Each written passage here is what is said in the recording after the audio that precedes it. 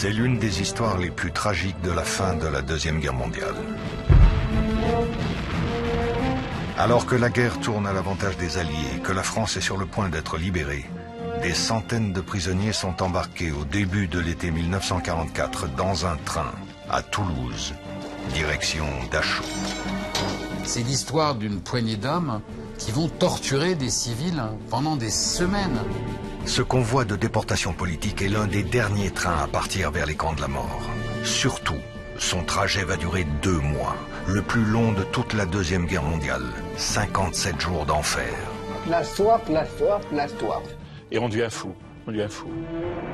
Voies coupées, mitraillage, détournement, sabotage, le train ne cesse de s'arrêter, de disparaître et de réapparaître à nouveau pour se faufiler au milieu des lignes de front.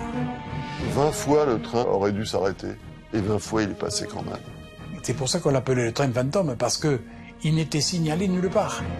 Pourquoi l'Allemagne nazie en pleine déroute s'obstine-t-elle à déporter ses prisonniers? L'acharnement des nazis à vouloir mener ces convois de déportation jusqu'au bout est juste hallucinante. Il est hors de question de leur laisser une chance. Qui sont-ils pour avoir autant de valeur aux yeux d'Hitler? Le train fantôme emmènerait-il vers la déportation quelques-uns des plus grands résistants de France? Pour la milice et la police française, c'est de la vermine qu'il faut exterminer, c'est pas de pitié, quoi. Quand papa est parti, ils n'ont rien dit. J'ai été marquée toute ma vie, bien sûr.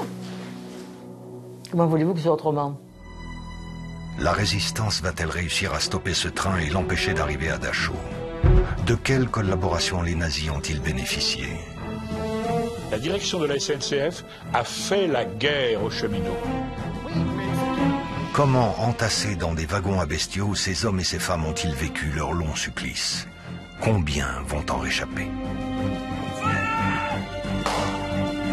J'avais une chance sur 1000 de m'en sortir, je suis là. Grâce aux témoignages exceptionnels de certains survivants et de leurs familles, voici l'incroyable odyssée des résistants de ce convoi, plus connu sous le nom de train fantôme.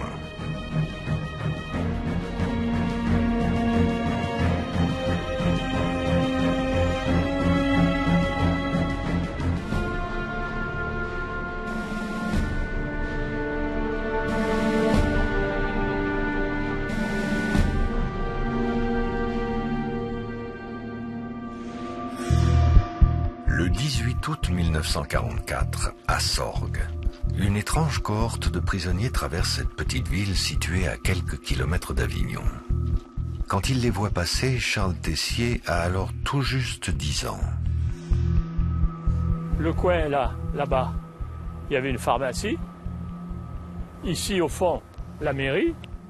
On voit l'effet de gendarmes qui encadrent le convoi. Vous voyez la tête qu'ils avaient. Ils n'étaient pas rigolos. Les gens ne nous regardaient pas, ils étaient tous planqués, ils avaient peur. Sauf les enfants qui avaient peur de rien. Une véritable colonne de morts vivants, si impressionnante qu'il ne peut en voir la fin. Cette vision va hanter toute sa vie. J'ai traversé la route là, juste devant une voiture Opel où il y avait les officiers. J'étais près de la voiture, je pouvais toucher le capot même. Donc j'ai bien vu les officiers allemands avec leurs insignes et tout. La colonie de déportés, elle est jusqu'au bout là-bas, complètement au bout, avec des dames en tête qui piétinaient. Ensuite, il y avait une rangée de faits de gendarmes qui longeaient les murs des maisons et qui faisaient rentrer les gens. Donc je me suis trouvé nez à nez ici, avec un fait de gendarme qui m'a fait rentrer avec vigueur, en me poussant avec sa crosse. Mais j'ai bien eu le temps de voir passer le convoi, qui n'en finissait plus. C'est quelque chose de terrible. Je les vois encore. C'est une image qui me poursuit depuis toujours. On ne savait pas ni d'où ils venaient, ni où ils allaient. Personne n'a été capable de le dire. Ce n'est qu'un demi-siècle plus tard que Charles connaîtra l'origine de ce convoi dont le récit faillit tomber dans l'oubli. Une histoire qui commence au début de l'été 44. Les Alliés viennent de débarquer en Normandie et malgré l'intensité des combats, les Allemands poursuivent leur programme de déportation macabre entamé dès 1942. Fin juin 1944, plus de 100 convois ont déjà envoyé 70 000 juifs de France et près de 40 000 résistants et prisonniers politiques vers les camps de la mort. C'est dans ce contexte que dans le sud de la France, à Toulouse, le 3 juillet 1944, des centaines de prisonniers sont emmenés gare Matabiau sur les quais réservés aux marchandises. Leur cauchemar commence. Voilà, nous sommes au bout du quai de la gare Matabiau, à proximité de cette sinistre gare rénale qui servait pour tous les convois de déportation. C'était le lieu de départ discret de ces personnes, ces résistants et résistantes qui avaient déjà subi des mois et des mois de prison, qu'on va enfermer dans ces wagons à bestiaux pour une destination inconnue. Ils se doutaient qu'ils rejoindraient des camps de travail, mais ils ne se doutaient pas de l'horreur qui les attendait. Ça, c'est certain que non. À 2 h du matin, ils nous ont fait lever et ils nous ont amenés dans des camions cellulaires à la gare de triage à Toulouse.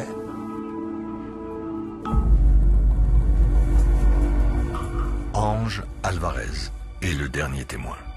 Le dernier déporté encore vivant du train fantôme.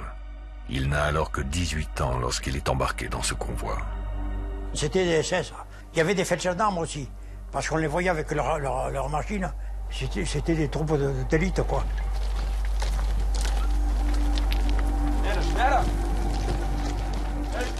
L'officier allemand qui dirigeait le convoi, il nous a dit « On vous amène à l'Allemagne, mais on va tous vous tuer, parce que vous êtes tous des voleurs ou des parasites, ou des terroristes. » Voilà. On savait qu'on était déportés. Ah, il a dit un clair, net et précis, en français. 60 on était. On était plein, le wagon était plein. Qui organise et qui est aux commandes du départ d'un convoi de déportation? Ce sont les services policiers du Reich.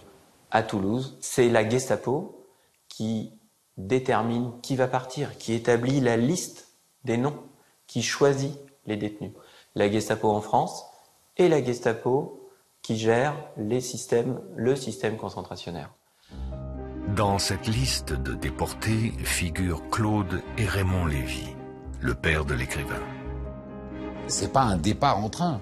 D'après ce que mon père m'a raconté, en fait, ce sont des centaines d'hommes qui sont déjà dans des conditions de fatigue, d'épuisement énormes, qu'on amène sur des quais et qu'on charge dans des wagons comme on charge des bestiaux et qui se retrouvent à l'intérieur de ces wagons, debout, collés les uns contre les autres, dans des wagons où il n'y a pas de fenêtre, il y a 2 petites lucarnes comme ça, par un été qui va être un record de canicule. Mais maintenant, ils vont fermer les portes et on ne pourra plus sortir. Les Boches, ils étaient comme d'ici au mur, là. Il y avait un fusil mitrailleur par terre avec le chargeur engagé. Alors moi, j'ai dit, écoutez, hein, le temps qu'il se baisse, le type, on est sur lui. On prend le fusil mitrailleur, on commence à tirer et tout le monde s'échappe. Alors il m'a dit, si tu bouges, on appelle les Allemands. Et puis on est parti, direction Bordeaux.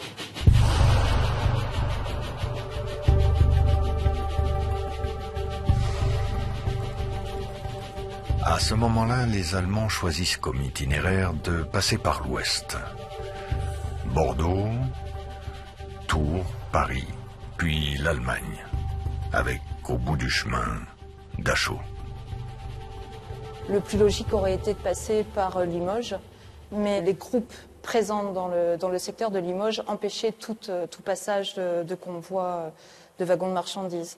Les troupes de Georges Guingouin, le premier maquisard de France, semaient aussi la terreur auprès des troupes allemandes en Dordogne et autour de Limoges. Composé de quelques voitures de passagers pour les soldats allemands et d'une dizaine de fourgons à bestiaux où sont entassés des centaines de prisonniers, le convoi file vers Bordeaux.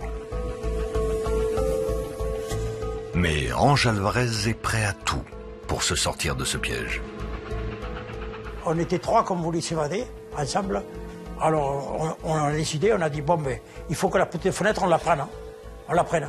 Alors, pour prendre la petite fenêtre, chacun, il était pour soi là-dedans. Et nous, on était 3. Alors on les a pris à la Châtaigne. Les francs-tireurs, ils faisaient sauter les voies. Alors ils ne pouvaient pas aller vite. Alors le train, Quand il est sorti de Sainte-Bazeille, il allait doucement. Et là, la nuit est tombée. Moi, j'ai poussé les planches. Le fil de fer barbelés sont partis avec les planches. Et j'ai commencé à passer ma tête. J'ai sauté, j'ai fait un roulé-boulet. Mais le train s'est arrêté. Alors ils ont allumé les phares et ils ont commencé à me tirer dessus.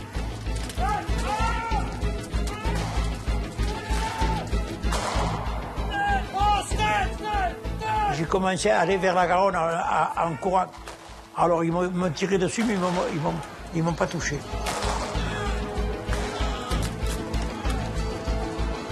En chutant du train, Ange s'est blessé à la tête, mais il parvient à trouver la force de plonger dans la Garonne et regagner le petit village de Couture sur l'autre rive.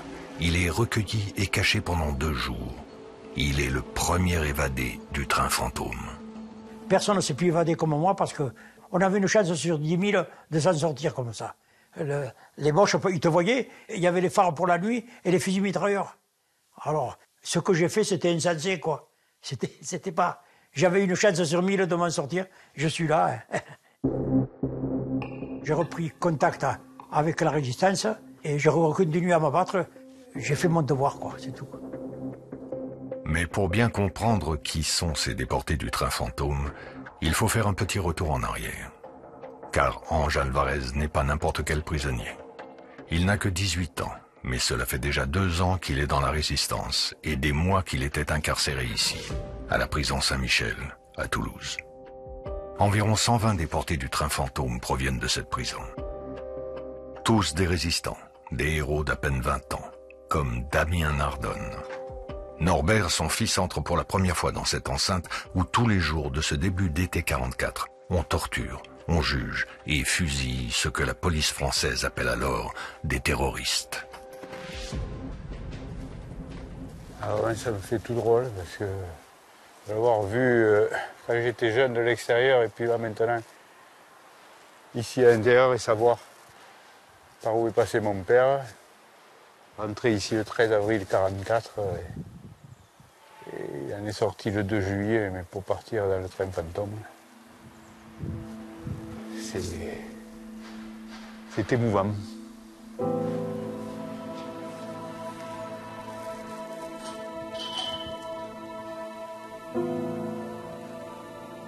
Très émouvant. Dès mars 1941, mon père a adhéré au groupe combat.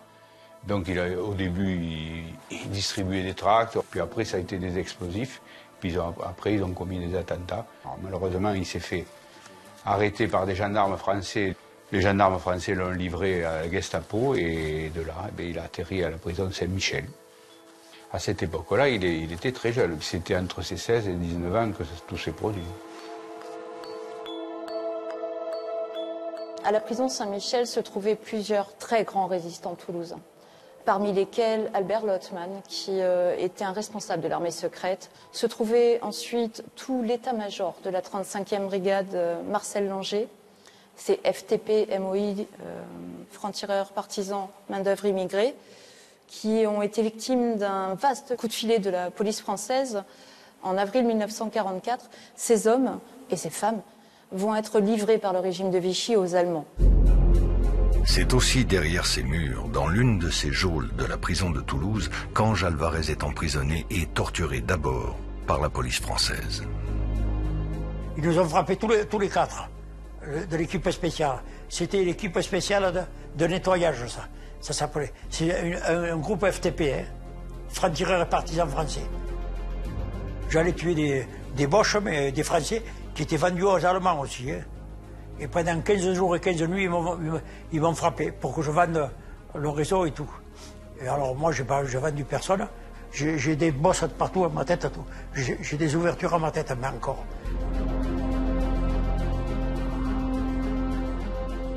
À Toulouse, on m'a mis dans une cellule spéciale qu'on était tous condamnés à mort, là. Alors, on n'était que des jeunes. Et alors, ils venaient là. Quand ils ouvraient la cellule, on ne savait pas qui c'est qu'ils allaient appeler. C'est-à-dire qu'en fait, il y a ces tribunaux bidons où le matin, vous avez 3 juges français qui sont là, le prisonnier rentre, il n'a pas d'avocat, il est jugé immédiatement, condamné, et il est fusillé une demi-heure après dans la cour. Donc les copains de papa, c'était Boris Frankel, c'était Enzo Lorenzi, c'était Emil Jakubowicz. Un grand nombre d'entre eux vont être fusillés, c'est-à-dire des jeunes qui avaient entre 16 et 25 ans et dont la plupart sont morts en criant « Vive la France » avec un accent étranger. Comme tous ses camarades de la 35e brigade, Raymond Lévy et son frère Claude pensent alors subir le même sort. Comme un message, une trace, Raymond martèle cette pièce durant sa détention. Et il a gravé dessus avec une petite pointe. Il reste des Bastilles à prendre. 21e FTP, Raymond Lévy. Le train fantôme transporte donc 120 résistants qui étaient incarcérés ici, à la prison Saint-Michel. Mais le plus gros contingent de prisonniers embarqués à Toulouse dans ce convoi du 3 juillet 1944 provient du camp de concentration du Vernet. Situé dans l'Ariège, au pied des Pyrénées, ce camp enferme des étrangers venus de toute l'Europe, avec une grande majorité de républicains espagnols.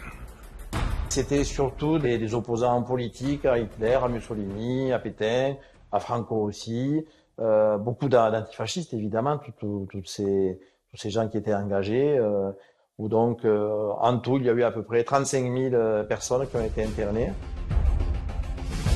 Le camp du Vernet a pour l'essentiel déjà été vidé en plusieurs vagues de déportation. Fin juin 1944, il reste encore 403 internés qui sont embarqués à bord du train fantôme. Mon grand-père était avec eux. Mon grand-père avait 55 ans à l'époque. C'était un des plus vieux. Carlo Borani a fondé le Parti communiste italien à Florence. Ça, c'est Juan de Pablo, une sorte de révolutionnaire professionnel formé à Moscou. Faustoniti a écrit le premier livre, avant même la fin de la guerre, sur l'histoire du train fantôme. Le camp du Vernet a été donné par l'administration française aux Allemands le 9 juin, 3 jours après le débarquement. Tous les rapports du chef de camp disent qu'il s'attendait à ce que les détenus prennent le contrôle du camp après le débarquement. Les Allemands n'ont aucune confiance dans l'état des prisons. C'est des passoires, les prisons françaises à l'époque. Il y a trop de détenus, c'est des passoires, il y a trop d'évasion. C'est pour cette raison que la répression s'intensifie dans la région, avec les milices de Vichy, mais aussi avec la tristement célèbre division SS Das Reich, qui est installée dans le sud-ouest. À son actif, des massacres comme celui d'Oradour-sur-Glane, où, quelques jours plus tôt, toute la population du village a été assassinée, soit 643 personnes. Pendant que l'un des bataillons SS Das Reich remonte vers la Normandie le 8 juin 1944, un bataillon reste là dans le secteur des Pyrénées, sur ordre d'Hitler, pour aller pulvériser toute forme de résistance dans les Pyrénées.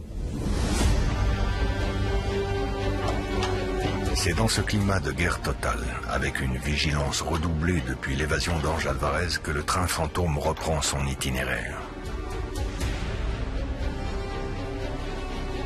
Le convoi est donc composé de résistants de la prison Saint-Michel et du camp du Vernet, auxquels s'ajoute une trentaine de femmes venues du camp de Noé, elles aussi des résistantes. Au total, 550 prisonniers gardés par une escorte d'environ 150 soldats. Ça peut paraître surprenant, effectivement, d'organiser de tels convois de déportation en plein été 1944, alors que les troupes alliées sont en train de s'implanter en Normandie. Jusqu'au bout, Hitler a cru qu'il allait gagner la Seconde Guerre mondiale. Tous ces derniers départs de convois en déportation s'expliquent d'abord par cet acharnement, cette répression de la résistance. Il ne faut laisser aucune chance aux ennemis idéologiques du Reich, les communistes, les juifs. Ces détenus-là ne peuvent pas sortir vivants des geôles nazies. Ces combattants de la première heure poursuivent leur longue agonie vers les camps de la mort.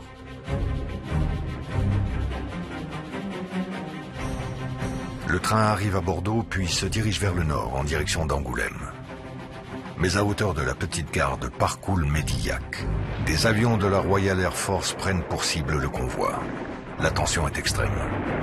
Les Alliés veulent empêcher les troupes allemandes de rejoindre le front normand.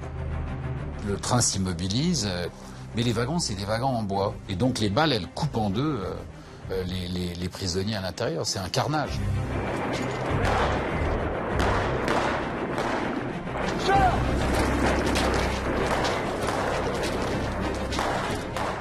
Papa, lui, ce qu'il m'a raconté, en fait, c'est que il est convaincu qu'au prochain passage, il va mourir.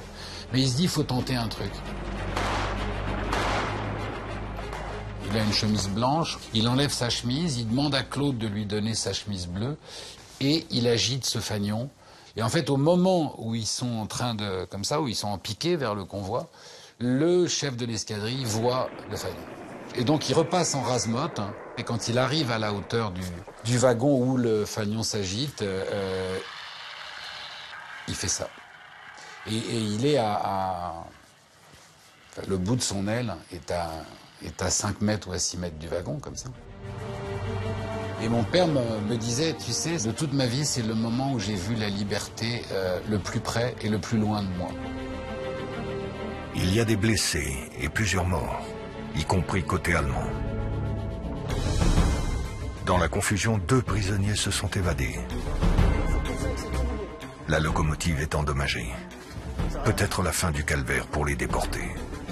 Mais le train réussit finalement à atteindre Angoulême. Les victimes sont évacuées.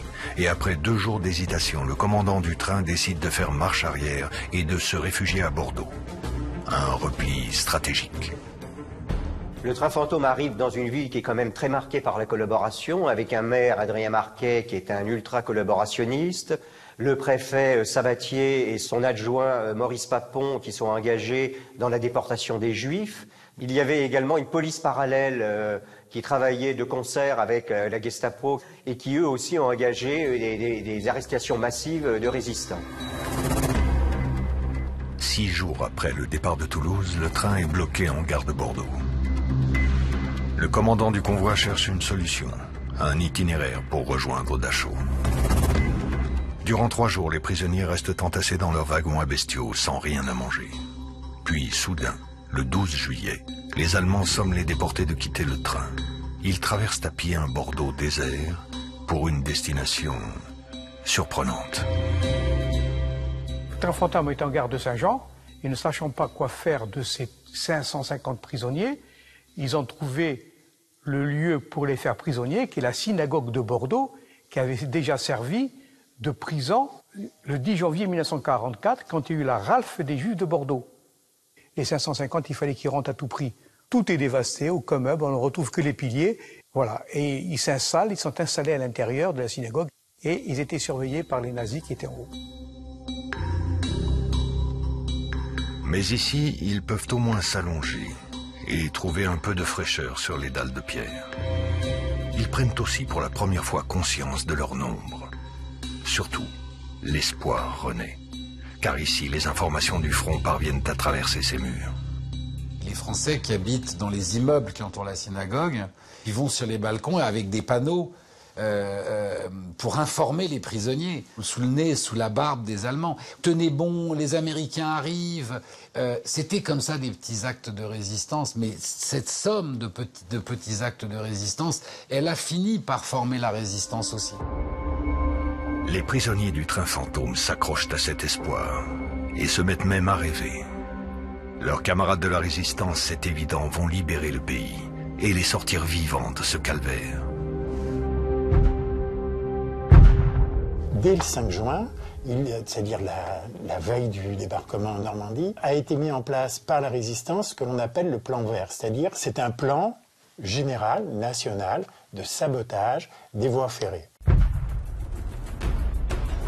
Dès le mois de juillet, le réseau est presque inopérant. La priorité, c'est empêcher les troupes allemandes de remonter vers le front de Normandie. C'est voilà, les gêner, saboter, tout ce qui peut nuire à l'effort de guerre allemand. C'est ça la priorité à l'été 44. De retour dans le maquis, Ange Alvarez, le premier évadé du train fantôme, participe activement à ces actes de sabotage. Comme j'étais un ancien mineur et que je m'entendais à la dynamite, on m'a demandé de faire quelque chose pour faire sauter les wagons, mais pas les trains, parce que les locomotives, c'était les Français qui les conduisaient. Alors, j'ai inventé un machin avec des fils électriques, et quand le train passait dessus, il mettait les 2 machins en contact, et ça faisait sauter la charge 20 mètres en arrière. J'ai fait sauter une quarantaine de trains comme ça. 45%, presque la moitié des machines sont inutilisables dans la région sud-ouest à la fin du mois de juillet 1944. Pour les Allemands, toutes ces régions sont devenues des régions qui sont compliquées à traverser. De plus en plus de Français rejoignent la résistance et gonflent ses rangs. Pour le commandant du train, la situation se complique sérieusement. Voilà 2 semaines qu'il est bloqué à Bordeaux. Ils ne savent plus quoi faire. Donc ils ont mis ces types à la synagogue. Bon. Ils ont ordre de les amener en Allemagne. Bon, c'est tout. Ils étudient les cartes d'état-major, ils se demandent quoi faire, ils reçoivent des ordres probablement contradictoires. C'est une époque, bon, vraiment ça se bat partout. Et à l'intérieur même de la synagogue. Car à leur manière, les détenus du train fantôme continuent d'être des résistants. Certains, comme Christian de Roquemorel, le jeune fondateur du maquis Bir Hakeim, échafaudent des plans d'évasion. Mon père voulait absolument s'évader. Il y avait un vitrail, et le vitrail évidemment donnait sur l'extérieur. Et il a tout de suite pensé que c'est par là qu'il pourrait s'évader. Et avec 2 autres prisonniers, ils se sont cachés. Et les Allemands sont allés les chercher. Ils ont été mis dans la cour, debout contre un mur. Voilà, à chaque fois qu'ils bougeaient un tout petit peu, les coups pleuvaient. Et finalement, ils ont perdu connaissance. Et on lui a dit après qu'ils avaient été accueillis par des applaudissements comme des héros quand ils sont revenus avec les autres prisonniers, mais ils n'en avaient aucun souvenir parce qu'ils étaient, pratiquement inconscients. Avec ses 2 camarades, Christian de Roquemorel échappe de peu à l'exécution. Mais leur bourreau n'a pas toujours été aussi clément. Quand ils ont été enfermés à la synagogue de Bordeaux, ils ont fêté le 14 juillet. Tous. Plus de la moitié étaient des étrangers. Et ce qui les a rassemblés, c'est la Marseillaise. Et les nazis n'ont pas du tout apprécié qu'ils aient chanté la Marseillaise. Ils en ont pris 10 au hasard.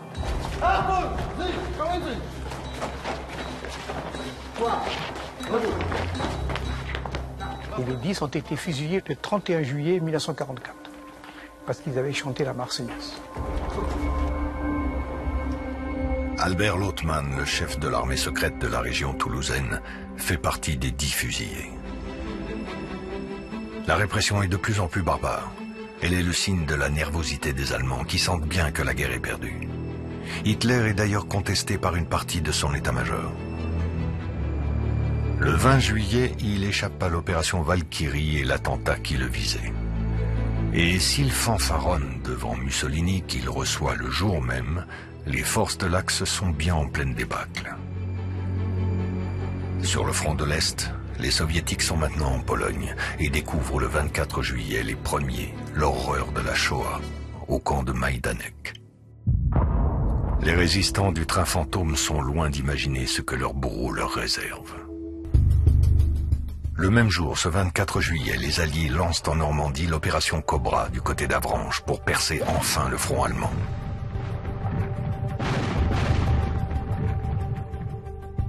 Mais Hitler ne cède rien, bien au contraire. La déportation s'intensifie.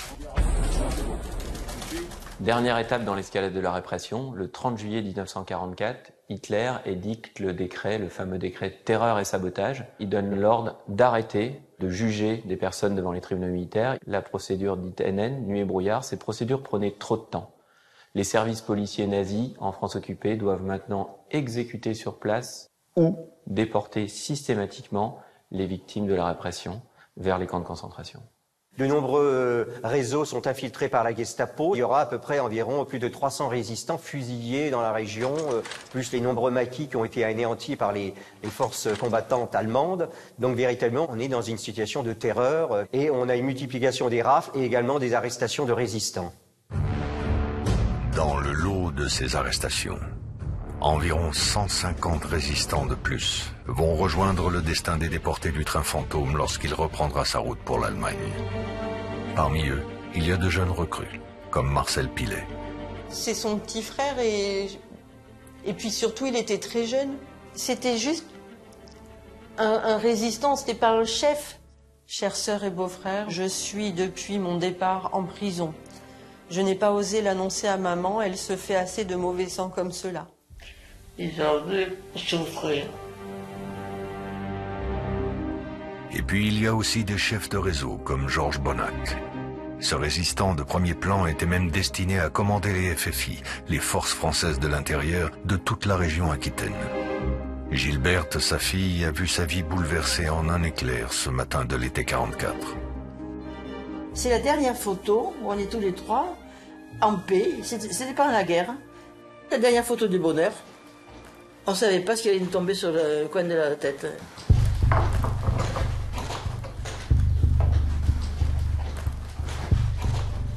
J'avais 18 ans. Alors il y avait 2 Allemands en costume, 2 hommes. J'ai su après que c'était vraiment des gars de la Gestapo. Et ils en avaient tout à fait l'allure. Ils étaient raides, ils n'ont rien dit, ils se sont tenus au fond de la pièce. Et c'est le milicien qui a toujours parlé. Eux, ils n'ont rien dit. Quand papa est parti, ils n'ont rien dit. J'ai jamais revu mon père. Il avait été torturé, il paraît, et il ne risquait pas de nous le faire voir. Puis vous savez, les nazis étaient affreux. On n'a pas idée maintenant, vous n'avez pas idée. Tout le monde s'écrasait, vous comprenez, tout le monde avait peur. Ce n'est qu'à la fin de la guerre que Gilberte Bonnac découvre que son père a été déporté à bord du mystérieux train fantôme. Toute ma vie, j'ai été marquée toute ma vie, bien sûr. Comment voulez-vous que ce soit autrement? Et c'est ici, à la prison du Fort du Ha, à Bordeaux, que la police française et la Gestapo torturent et incarcèrent les résistants. René Lafont connaît une histoire similaire. Chef d'un maquis du Médoc, il est victime d'un vaste coup de filet. Le jour où il est arrivé, il a été torturé, oui, puisqu'il a arraché un ongle, le lendemain aussi, avec un... Coup de pied, un nerf de bœuf, 7 dents cassées, l'estomac perforé. C'était des Boches qui le portaient pour l'interroger et tout. Il ne pouvait plus marcher, rien du tout. D'ailleurs, la personne qui avait été arrêtée en même temps que lui et amenée jusqu'à la Gestapo l'a vu le soir même. Cette personne a dit « Oh, ben Lafont, alors il doit être mort. » Il était complètement anéanti. Nous sommes maintenant le 5 août 1944. Bientôt 4 semaines que le commandant du train fantôme cherche un moyen de quitter Bordeaux et de regagner l'Allemagne. Et c'est un autre train qui lui indique la voie à suivre.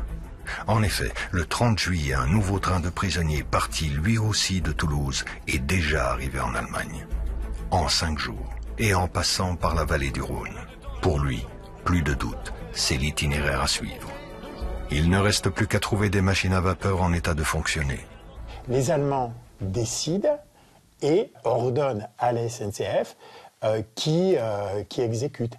C'est la convention d'armistice. C'est vraiment une collaboration d'État entre Vichy, après l'armistice de juin 40, et l'occupant. L'armistice à peine signé, 6000 cheminots allemands, les fameux Bahnhof, débarquent gare de l'Est à Paris sous l'autorité du colonel Goeritz. Depuis ce jour de juin 40, les 400 000 cheminots français que compte la SNCF travaillent désormais pour le Troisième Reich. C'est la mainmise de la Reichsbahn, c'est-à-dire de Berlin, sur l'outil indispensable qui est la SNCF. Et le gouvernement de Vichy met toute la légitimité des structures régaliennes de l'État au service du Reich nazi. La direction de la SNCF n'avait aucun état d'âme en ce qui concerne ni la déportation raciale, ni la déportation politique. Parce qu'il fallait que la machine continue de tourner. Et donc ce train, eh bien, il va faire sa route. Ça peut paraître stupéfiant, mais c'est aussi simple que ça. Le jour où on les a réembarqués dans le train à Bordeaux pour refaire un autre parcours, c'est le jour où les armées alliées bombardaient Bordeaux. Mais aucun ordre n'avait été donné pour bombarder les voies ferrées. Ils bombardaient le port. Et ça s'est joué comme ça.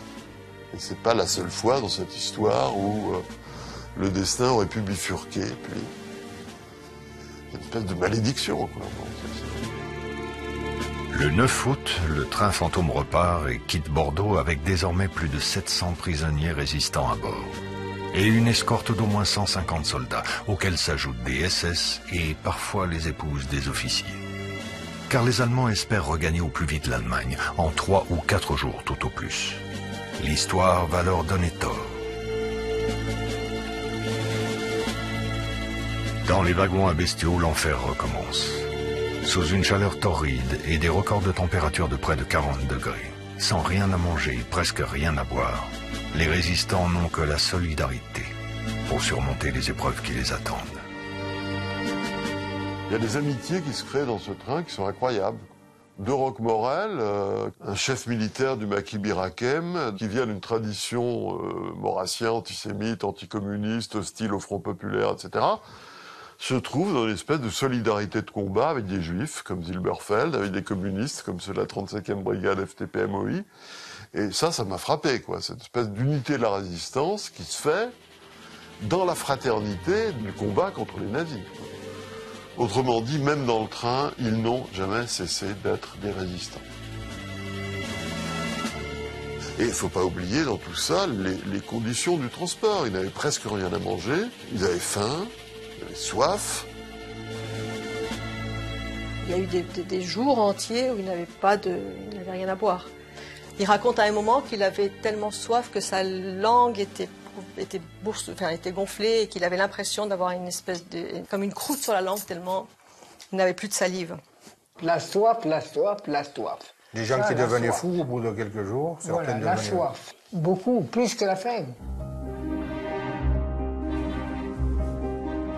Le père de Norbert Nardonne n'a jamais su trouver les mots pour parler à son fils de cette histoire. Mais il lui a laissé ce témoignage. Dans le train, on était enfermés, on crevait de chaleur, on crevait de soif, on était mangés par les poux. Je me souviens qu'on regardait le paysage par la lucarne, c'est tout. La moitié s'allongeait, l'autre moitié restait debout. J'ai vu des collègues boire leur propre urine. On avait une boîte de petits pois pour faire nos besoins. Elle servait à tous. Il n'y avait pas assez de place pour que tout le monde soit allongé dans le train. Et il fallait faire des roulements aussi pour être près de la fenêtre, parce qu'il faisait extrêmement chaud. La saleté, le manque d'hygiène, c'est affreux. Et on devient fou, on devient fou. Je veux dire, Raymond Lévy disait toute notre intégrité humaine disparaît. Ils emploient les méthodes qu'ils ont toujours employées, c'est-à-dire l'inhumanité. C'est-à-dire on ne nourrit pas, on n'abreuve pas, on les fait vivre comme ça, comme des chiens. Et on va jusqu'au bout. C'est le sadisme fasciste des nazis. Quand le train est arrivé à Rémoulins, on a sorti un cadavre. Il y en avait qui étaient à bout de force, vraiment. Des mourants qui pour la première fois vont attirer l'attention. Arrivé en gare de Remoulins le 13 août, cet étrange convoi est encore là le lendemain. Sa présence intrigue une jeune femme, Madame Damiani. Seule face à l'occupant, elle apporte des vivres. Le commandant du train cède. Il préfère ne pas déclencher l'hostilité de tout un village. De l'eau, du pain. Madame Damiani sauve des corps décharnés au bord de la rupture. Surtout, elle parvient à informer la Croix-Rouge qui oblige les Allemands à respecter les conventions de Genève et à ravitailler ses prisonniers. Pour la première fois depuis Bordeaux, ils sortent de ces wagons à bestiaux. Enfin, un peu d'air. Les Allemands les autorisent à s'alimenter par petits groupes. Des forces qui vont s'avérer vitales pour la suite de leur tragique odyssée.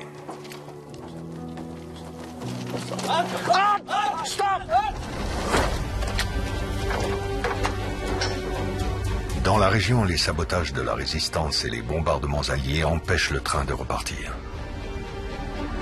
Alors dans les wagons, les déportés s'interrogent. Pourquoi depuis Bordeaux, durant cette longue traversée du sud de la France, la résistance n'a pu intervenir et arrêter une fois pour toutes ce convoi pour les libérer? Ce train, c'est pour ça qu'on l'appelait le train fantôme, parce qu'il n'était signalé nulle part. Donc même la résistance je pense qu'elle aurait eu des difficultés à savoir s'il allait passer, pas passer. Vraiment, c'était un train fantôme. Il circulait beaucoup la nuit. Comment attaquer un train qui a des otages à l'intérieur, des résistants qui ont été arrêtés?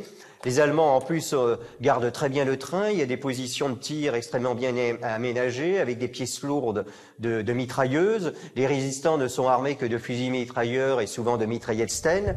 Donc c'est une situation extrêmement compliquée. Ça paraît même, disons-le, presque choquant que la résistance n'ait pas pu arrêter tous ces trains de déportation. Mais lorsqu'on regarde le paysage de la résistance autour du voyage du train fantôme, et si on prend notamment le cas du 15 août à Marseille, la résistance, elle est en train de libérer Marseille. Elle est obnubilée, elle est centrée sur un objectif, la libération du territoire. Le 15 août 1944, les Alliés et la France déclenchent l'opération Hainneville Dragoon, le deuxième débarquement, celui de Provence. 1000 embarcations et quelques 100 000 soldats vont créer un front sud. Objectif, prendre en tenaille les Allemands. Les chars américains et même français se trouvent à 200 km du train fantôme. Jamais, depuis leur départ de Toulouse, les prisonniers n'ont été aussi proches de la liberté. Quand ils étaient à Rémoulins et qu'ils ont appris que le débarquement en Provence avait eu lieu, et que les armées alliées allaient remonter la vallée du Rhône, là pour eux ça a été un espoir énorme. Ils sentaient que c'était la fin. Et d'ailleurs je pense que si ce train circulait avec tellement de difficultés, ils sentaient bien que les Allemands étaient en difficulté. À l'inverse, pour le chef du convoi, la situation s'aggrave. Il est maintenant impossible de rejoindre Avignon, les ponts ont été bombardés. Et la route du Nord est tenue par les maquis, trop risquée. Mais le commandant du train ne capitule pas et pense pouvoir se sortir de ce piège. Dans la nuit du 17 au 18 août, le train fantôme repart et s'arrête quelques kilomètres plus loin, à Roquemaure, au milieu de ce canyon. C'était astucieux parce qu'il se met entre les rochers pour ne pas être vu par les avions, pour être protégé. Et les fantômes, quand il se trouve dans cette paroi-là, entre ces deux parois, on ne le voit pas. La preuve, c'est que personne à Roquemaure n'a vu ce train. Je les imagine, les gens descendent wagon par wagon, et ensuite ce convoi repartira à pied à travers champs. Le plan élaboré par le commandant du train consiste à franchir le Rhône à pied sur ce pont qui n'a pas encore été bombardé. Puis de traverser à marche forcée les vignobles de Châteauneuf-du-Pape sous un soleil de plomb en plein mois d'août, afin de rejoindre 17 km plus loin la petite gare de Sorgues où l'attend un nouveau train. Il s'est joué de toutes les embûches, ce chef de convoi. Il a réussi à rendre le train invisible, etc. Je pense que ce lieutenant allemand était doué. C'était un type très fort et il a prouvé. Hein. Ce type est probablement, dans l'échelle de l'humanité, ce qui se trouve au plus bas de l'échelle de l'humanité. C'est un sadique, c'est un fou. Attention, la folie que je lui attribue n'excuse en rien la conscience de ce qu'il fait. Je pense que c'est un sadique très lucide et très conscient.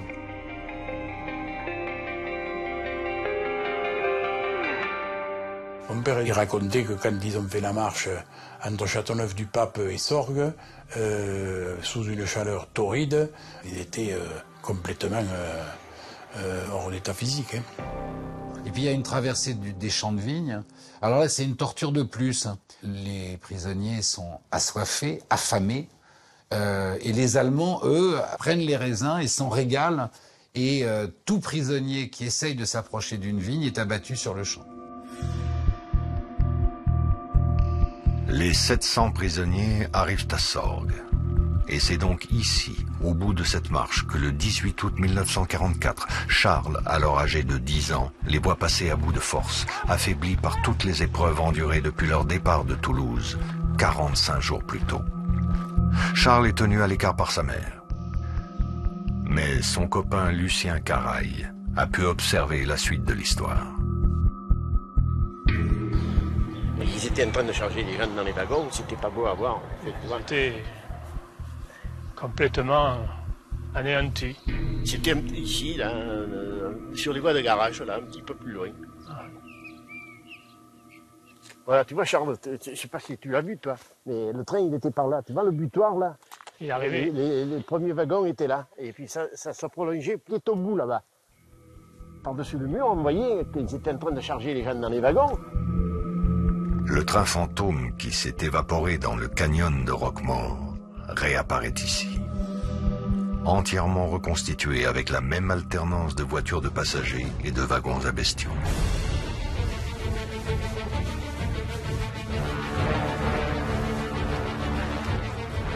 Les cheminots, quand ils ont amené la locomotive d'Avignon, ils ont fait exprès de ne pas mettre beaucoup d'eau pour que le train ne puisse pas repartir. Elle est presque arrivée sec d'eau. La grue d'eau était cassée, était sabotée. Donc les cheminots résistants savaient qu'ils ne pouvaient pas partir. Ils ne pensaient jamais que le chef était machiavélique pour aller faire le plein au ruisseau là-bas, à 100 mètres de là. Ils ont fait remplir le réservoir par les prisonniers avec une chaîne d'eau, avec des seaux. Une corvée et un supplice de plus pour tous les prisonniers du convoi. Exténués, ils sont contraints d'alimenter eux-mêmes cette nouvelle locomotive qui doit les emmener vers les camps de la mort. Mais la population de Sorgues commence à s'agiter pour leur porter secours.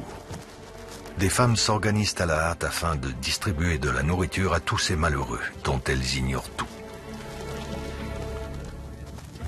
Les Allemands faisaient le barrage et ils prenaient les vivres et les boissons, ils en gardaient un peu pour eux, beaucoup pour eux, et le reste allait aux déportés qui étaient dans la rame de wagon qui était ici, là. Voilà. C'est pour ça qu'ils laissaient faire. Parce qu'ils n'avaient plus rien à bouffer. Parce qu'ils n'avaient plus rien à bouffer. Mon père disait toujours, moi je comprends pas, on change de wagon, on change de train, on change de gare, et tout ça s'est reconstitué très très rapidement. En pleine guerre, il a dit, le fameux commandant du train devait avoir des appuis, on ne sait pas trop où, parce que les wagons ils ne s'accrochent pas tout seuls. C'est une énigme. Le premier responsable, c'est le commandant de l'escorte. Et en quelques heures, en quelques jours, il arrive, aussi surprenant, hallucinant que ça puisse paraître, à retrouver des moyens de locomotion. Ça veut dire aussi que la collaboration, les structures de Vichy restent en place encore à l'été 1944. Jusqu'au dernier jour, la SNCF va facturer à l'État français les convois, jusqu'au dernier moment, jusqu'à la dernière minute. Et nous sommes bien le 18 août 1944, c'est-à-dire à quelques jours seulement de la libération de tout un pays. Les cheminots, eux, ont bien tenté ici à Sorgues de saboter ce train, malgré les menaces de l'occupant et la surveillance de leur hiérarchie. La direction de la SNCF a fait la guerre aux cheminots. C'est-à-dire qu'elle a repéré, à la demande de l'occupant, les cheminots qui étaient susceptibles de faire de la résistance, et ceux-là étaient arrêtés par la SNCF, par la direction de la SNCF. Les cheminots ont peur aussi d'être déportés. Plus de 2600 cheminots de la SNCF sont morts en déportation ou fusillés après avoir été condamnés à mort à l'été 1944. En tout cas à Sorgues, sur les quais de cette gare où règne la plus grande confusion, les cheminots vont prendre tous les risques pour sauver quelques déportés lors de leur réembarquement dans ces wagons à bestiaux. Parfois en les déguisant en cheminots, mais aussi et surtout en leur indiquant l'entrée d'un étroit tunnel souterrain qui traverse les voies. Ils ont réussi à s'évader par le canal qui passait dessous les voies là. Et on pouvait passer accroupi. On pouvait passer accroupi dedans. Donc ça a permis peut-être une vingtaine d'évasions par là. Même les Allemands, ils ne sont pas arrivés à les compter, parce que ceux qui sont partis, ils ne se sont même pas aperçus qu'ils s'étaient évadés. Ils avaient sûrement l'intention de vouloir vite filer, parce qu'ils savaient qu'il y avait la troupe américaine qui arrivait derrière. Là. Les Américains étaient à 5 km. Ça s'est passé le 18 août ici, et les Américains sont arrivés le 25. Il y avait une semaine. Hein. Voilà, là on va vers Avignon, là. Là, on va vers le sud. Ouais. Avignon, à 10 km de Sorgues. La cité des papes est alors le centre névralgique du commandement allemand pour le sud de l'Europe. Gerhard Böckel est un écrivain allemand qui a fait des recherches des deux côtés du Rhin sur l'histoire du train fantôme. Ces découvertes apportent de précieux éclairages. J'ai trouvé aux archives militaires en Allemagne que le même jour, le 18 août 1944, midi et demi, le commandement militaire, il a ordonné le déplacement de l'administration militaire qui était située à Avignon pour rentrer en Allemagne. Et j'ai trouvé aussi dans ce document que la résistance a caché déjà les camions, tous les véhicules.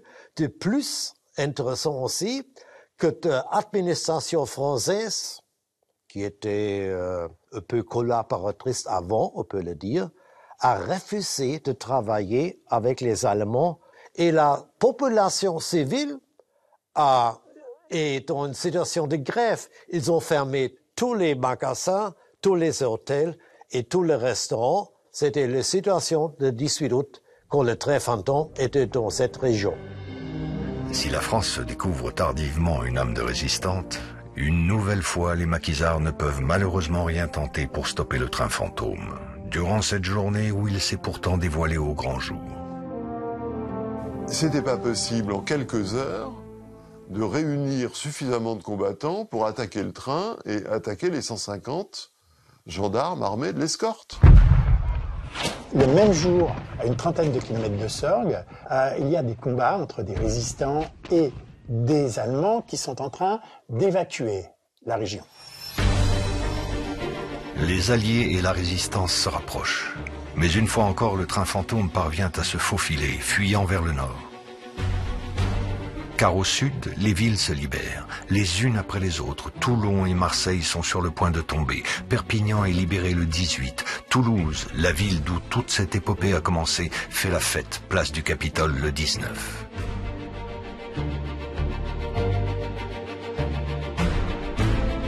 Ce jour-là, le train fantôme arrive à Pierrelatte, lorsque soudain, il est de nouveau attaqué par l'aviation alliée.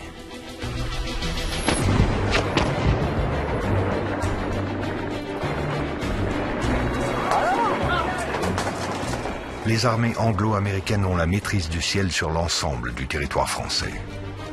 Un déluge de feu s'abat sur ce convoi que les avions prennent pour un train de troupes allemandes remontant vers le nord. Terrifiés, les déportés coincés dans leurs wagons n'ont pas d'autre choix que de s'en remettre à la Providence. Ils ne savaient pas si c'était le signe que le train allait être arrêté et qu'ils allaient pouvoir en sortir, ou si c'était le signe qu'ils allaient tous y passer. Ils étaient tellement serrés les uns contre les autres. Il y en a un qui a reçu une balle, et mon mari avait son genou juste à côté. Et de l'autre côté, ils étaient comme ça, serrés. Une balle de mitrailleuse qui a traversé le bras, le cou et l'autre bras d'une personne qui était juste à côté de lui. Le passage suivant des avions alliés est encore plus meurtrier. Dans le wagon des frères Lévy, plusieurs de leurs camarades sont mortellement touchés. Et là va trouver la mort l'un des plus grands résistants toulousains qui faisait partie de la 35e brigade FTP-MOI. Il en était l'un des cofondateurs avec Marcel Langer. Il s'appelait Jacob Insel. Et avoir trouvé la mort ce 19 août sous les balles alliées, le jour de la libération de Toulouse, je trouve ça d'une injustice très, très triste. Les Allemands ne sont pas épargnés, ils subissent aussi des pertes.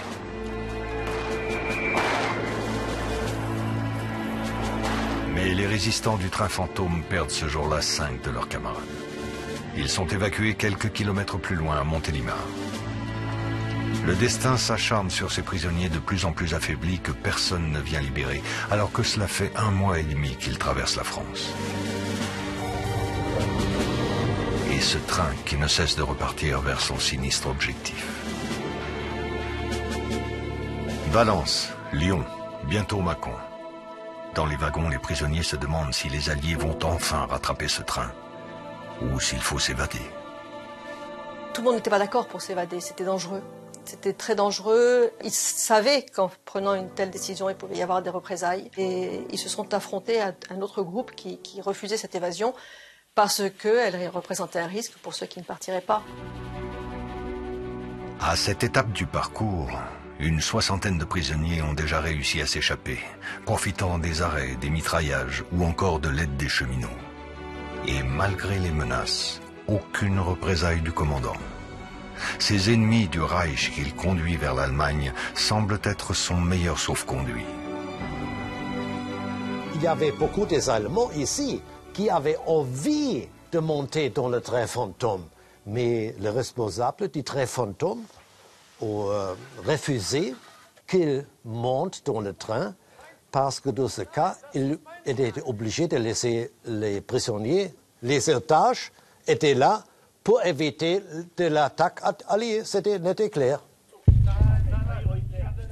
Le train pourrait servir à embarquer des bataillons battant en retraite. Mais selon plusieurs témoins, le chef du convoi menace même la demande de cet autre officier de la Wehrmacht. Mais qui est donc ce bourreau acharné? Certains l'appellent Schuster, d'autres Baumgarten. Charles Tessier rêve de percer le secret de son identité, devenue fantôme elle aussi. Ce qui m'obsède, c'est de savoir qui était le chef de convoi. Et je pense que c'était Baumgarten. On a des documents de la Gestapo de Bordeaux. C'était Baumgarten, le lieutenant, qui commandait le convoi. Ensuite, nous avons trouvé à Sorgues un document où il est signalé. Il est marqué Oberlieutenant Baumgarten. C'est sur cette photo, il est représenté devant Hitler qui est en train de le décorer. Sa physionomie, son allure, exactement. Ça. Pour moi, c'est lui, parce qu'il correspond au signalement, mais il faudrait conforter cette recherche. Parce que c'était pas un SS, hein, le chef du convoi. C'était un officier de la Wehrmacht, officier de l'armée régulière.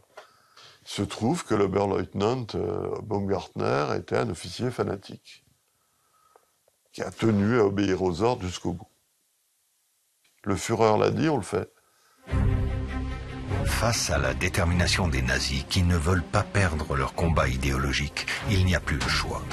Il faut prendre tous les risques et s'évader.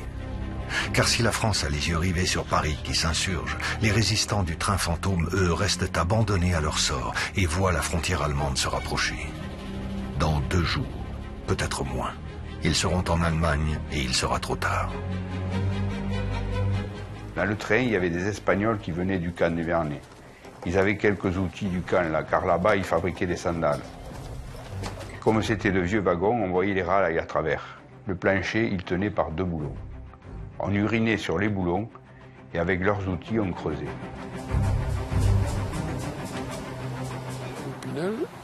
Je vais vous montrer les outils, si on peut appeler ça des outils. Avec mon frère, nous les avons gardés pendant 75 ans. Ah oui. 75 ans.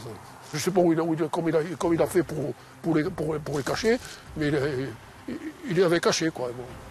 Avec le canif, ils ont bien dégagé la tête du boulon. Le boulon est tombé, et ensuite, avec le manche de la fourchette, ils ont soulevé les lames. Avec mon frère, on ne se sépara jamais de ce couteau. Il serait lié jour et nuit. Jour et nuit. Ça avait commencé 3 jours avant. Hein. C'est donc par là, sous le train, que les résistants imaginent leur salut. Ceux qui se sont évadés, dont mon père, en sautant du train, sous le train, ils se tenaient sur l'essieu des roues et quand le train ralentissait, ils sautaient à plat ventre sur la voie ferrée. S'ils sautaient au milieu de la voie ferrée, ils pouvaient être accrochés par le crochet sous le dernier wagon et donc il fallait qu'ils sautent ou à gauche ou à droite et rester bien à plat en attendant que tout le train soit passé. Quand vous sautez, si vos jambes sont amenées à toucher le sol, bah vous êtes retourné par le... et puis vous êtes broyé sous le train. Donc sauter, C'est un risque énorme, c'est un risque de se faire tuer. Et c'est pas comme dans les James Bond où on saute par la portière. Là, il faut sauter sous les rails. C'est ce même procédé qui a déjà fait ses preuves quelques jours plus tôt dans le wagon de Nardonne et de Roquemorel. C'est de Roquemorel qui a réussi à sauter le premier. Assoun a sauté, mais il a eu le pied amputé. Le maquis l'a récupéré le lendemain. C'était en pleine nuit. J'avais entouré ma tête avec une serviette éponge pour éviter de me blesser. Cette fois, dans la nuit du 24 au 25 août, c'est une grande évasion qui se prépare. À la faveur d'un ralentissement au-delà de Dijon, à Méret exactement, le jour où Paris est libéré, plus de 70 résistants se jettent sous le train les uns après les autres. Un jour ou deux après, ils se seraient retrouvés à Dachau. Ils savaient que c'était la dernière possibilité de quitter le train. Il y a eu 3 gars qui sont passés sous les roues, je crois. 2 ou 3. Quant aux 62 femmes prisonnières du train fantôme, aucune n'a pu tenter une telle évasion. Les 70 évadés qui, cette nuit-là, ont réussi à s'en sortir vivants, sont recueillis par des paysans de Haute-Marne. La plupart repartiront au combat dans les rangs des FFI. C'est le cas des frères Lévy. Leur wagon est enfin prêt pour l'évasion. Raymond saute le premier, Claude ensuite. Papa va me dire qu'il aura très peur parce que quand il a sauté, il appelle son frère et son frère lui répond pas. Et ça, c'est sa terreur absolue. Il se dit Claude est mort. Et puis donc il remonte la voie et il va trouver son Claude qui est tombé dans un buisson d'épines. Et le dernier, c'est Marc Braffman qui m'a raconté ça. Ils avaient un ordre. Hein. Et lui, c'était le plus vieux, il avait 25 ans. C'était le plus vieux. Et c'est le dernier à sauter. Et au moment où il saute, les autres sont déjà partis, et là, le train s'arrête. Il voit un type de l'escorte avec une torche et une mitraillette. On le passe à tabac. Il est évanoui. On le remet dans le train, sans connaissance, et il se réveille à Dachau.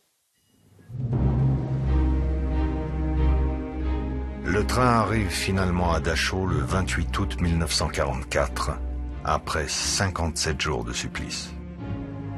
Pour les survivants de cette odyssée tragique, à l'enfer du train fantôme succède maintenant l'enfer des camps de la mort. En plus de la déportation des Juifs, 70 000 résistants et prisonniers politiques comme ceux du train fantôme ont été déportés de France vers les camps nazis. On ne connaît pas avec certitude le nombre de déportés du train fantôme parce qu'on n'a pas la liste de départ de ce convoi. On ne connaît pas non plus avec exactitude le nombre d'évadés, mais on sait qu'ils sont très nombreux, exceptionnels. Plus de 160 sans doute évadés de ce train fantôme. On a par contre la liste d'immatriculation des déportés qui arrivent à Dachau fin août 1944. J'ai trouvé beaucoup de détails. Tout est noté, même c'est la folie. Par exemple, Georges Bonnac, un grand résistant. Une montre, un bac, un stylo, même dans une situation comme ça. C'était au mois d'août 1944. Les Alliés étaient en train d'arriver, mais l'administration fonctionne. Le nez, la bouche, les petites oreilles, tout est noté. 44 à Dachau. Jusqu'au bout, les nazis ont poursuivi leur tâche inhumaine. Jusqu'au bout, la France de Vichy a collaboré. Un dernier convoi part même en novembre 1944. Le train fantôme, quant à lui, a traversé la France pendant près de 2 mois, et son histoire a bien failli être oubliée. On sait aujourd'hui que 536 résistants de ce train fou sont arrivés à Dachau. La moitié n'en est pas revenue.